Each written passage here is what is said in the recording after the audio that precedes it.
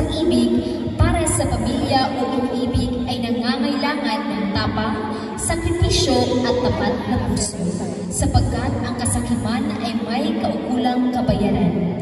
And now, the moment we've all been waiting for. Sit back, relax, and allow yourselves to be transported into the world of our story. Ladies and gentlemen, the Bika and Sophomores and their theatrical play entitled Sumpa sa Kanta.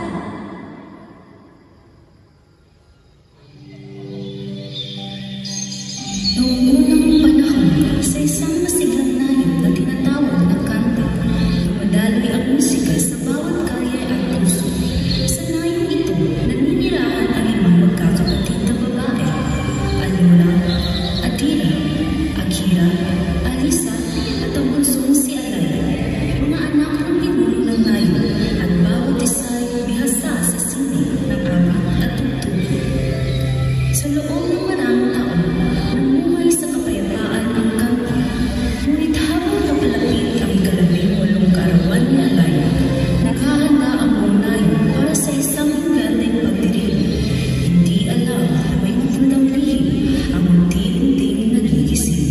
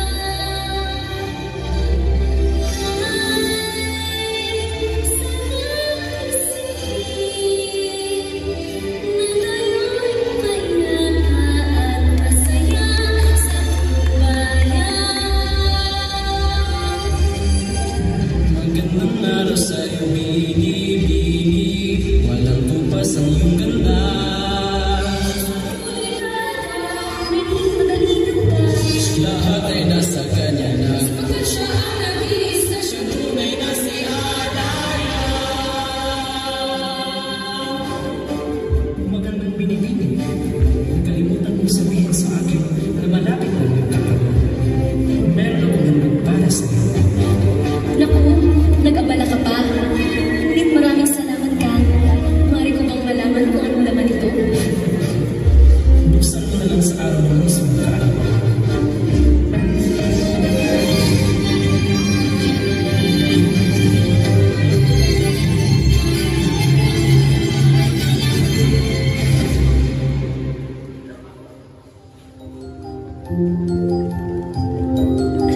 Mga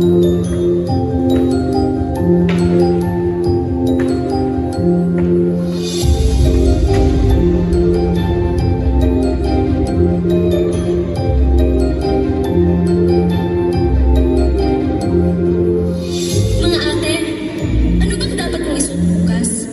Dapat may marangya o simpleng saya lang? Alaya, ito ay inyong gabi. Kung damit ka ng kumikinang, parang liwanag mo'y makita ng lahat.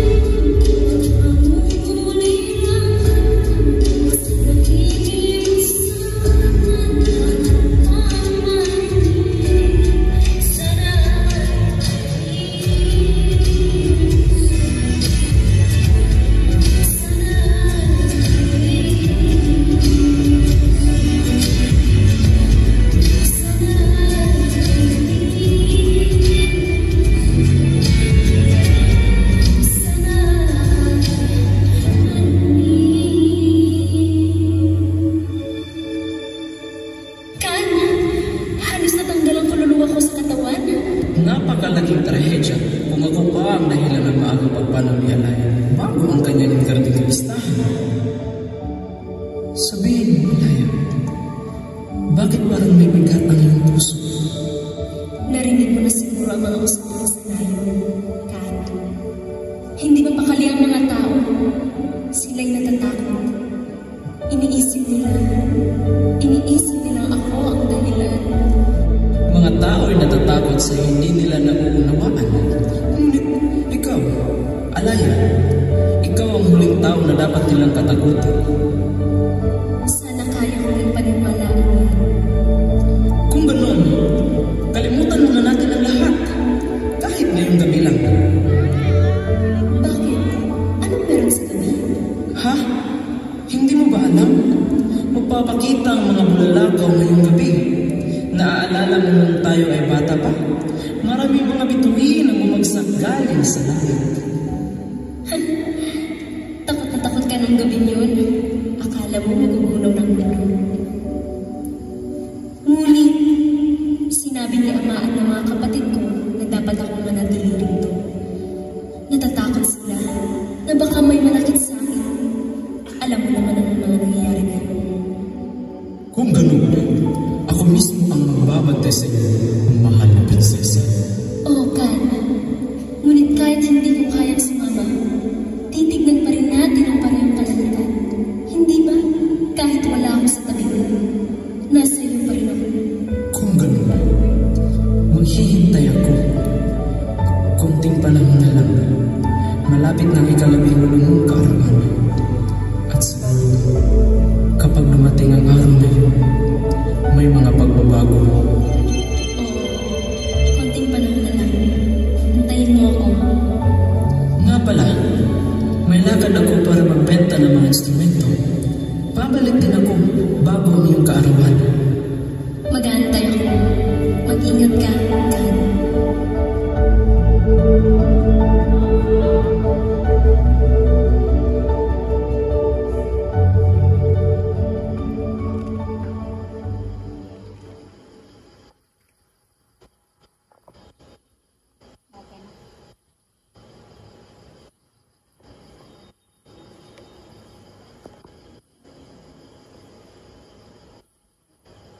Oh, ikaw! Ikaw pala yan! Magandang umaga! Magandang umaga, Ate Ella. Ang gandang pinilinig ka. Kumawin ka naman kay Alaya. Hindi pa nga po.